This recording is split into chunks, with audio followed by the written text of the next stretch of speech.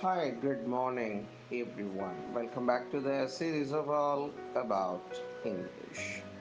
இப்போ இந்த தமிழில் வெங்கல கடையில் யானை பூந்த மாதிரின்னு சொல்லுவாங்கல்ல, அதை இதை உருட்டிக்கிட்டு கேர்லெஸ்ஸாக அப்படி இருக்கிறது. அந்த மாதிரி கிட்டத்தட்ட இருக்கிறது புல் இன் சைனா ஷாப் அப்படின்னு சொல்லலாம்.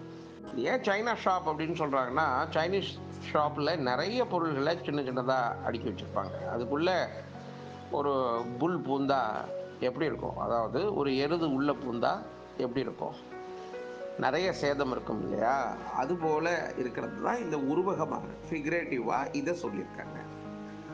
மீனிங் என்ன அப்படின்னு பார்த்தோம்னா, being very careless in the way they move R act அப்படி சொல்லலாம். கிளம்ஸியாக இருக்கிறது, ஏன்னா it is all about careless people.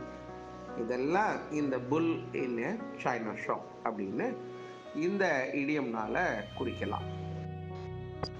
பெரும்பாலும் சின்ன பிள்ளைங்களுக்கு இதை பயன்படுத்தலாம். ஒரு இடத்துல விட்டாக்கா சரபுரன்னு அங்கேயும் இங்கேயும் குழந்தை ஓடுது இல்லை, அப்போ புல் இன் சைனா ஷாப் அப்படிங்கிறத பயன்படுத்தலாம்.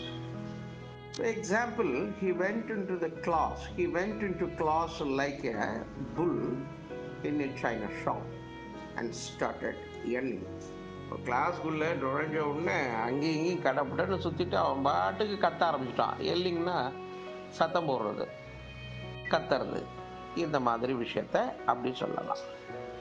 அப்போ புல் இன் சைனா ஷாப் அப்படின்னா அதை எப்படி புரிந்து கொள்வதுன்னா, வெங்கல கடையில் யானை பூந்த மாதிரி அப்படிங்கிறத தமிழில் ஒரு புரிதலுக்காக கிட்டத்தட்ட அது நிகரனாகவும் அமையும்.